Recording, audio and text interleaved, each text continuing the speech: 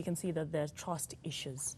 And the fact that there are trust issues is, I don't know how easy this collision and this handshake is going to move on, or rather how sustainable it will be, considering that they already trust issues.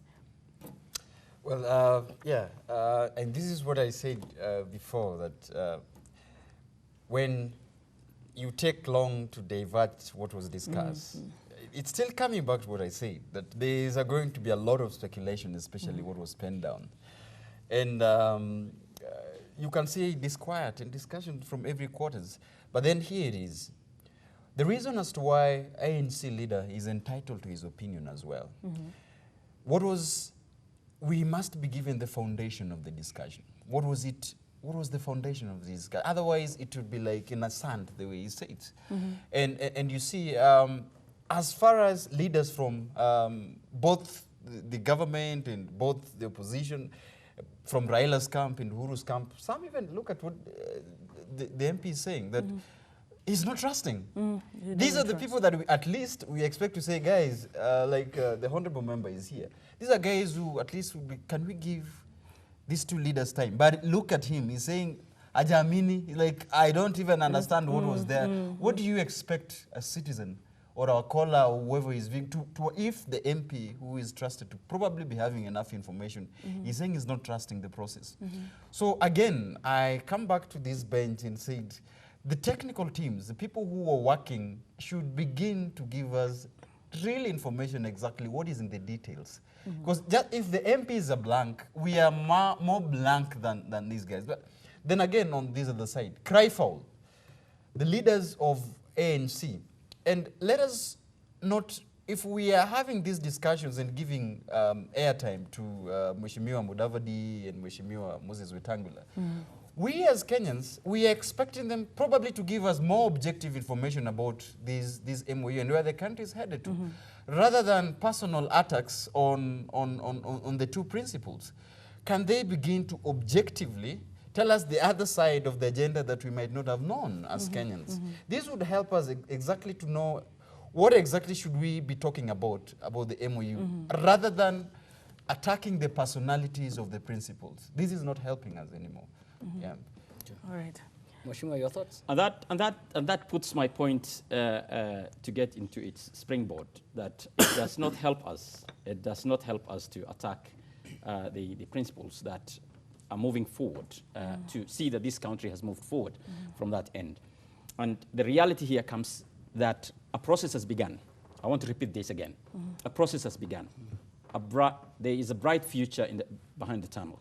That process requires its nurturing, its growth, its delivery.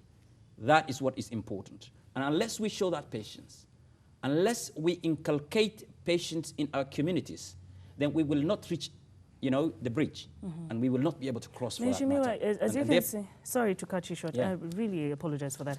But you speak of patience, which of course we are going to try and apply as a citizen of Kenya, we are going to try and apply the patience.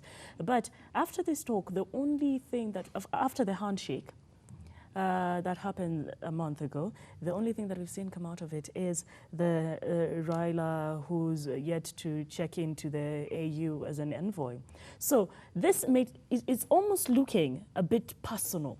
Nothing about the citizens of Kenya has come out.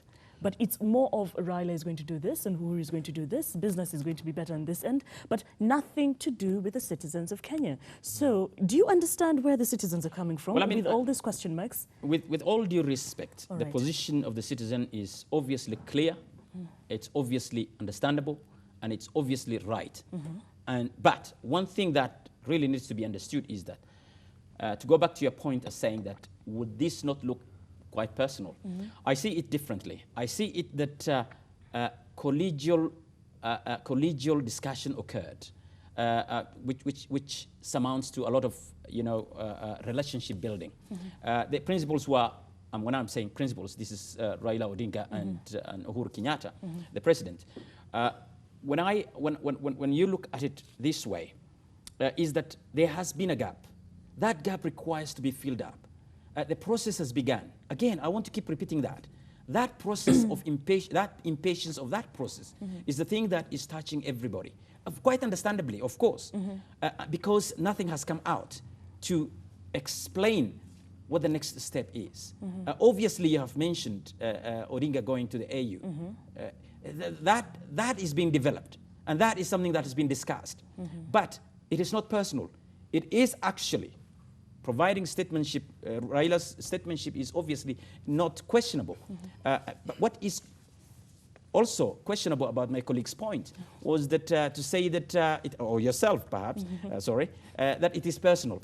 Nothing personal in this case. It's a development of a way to say that Raila Odinga is a statesman.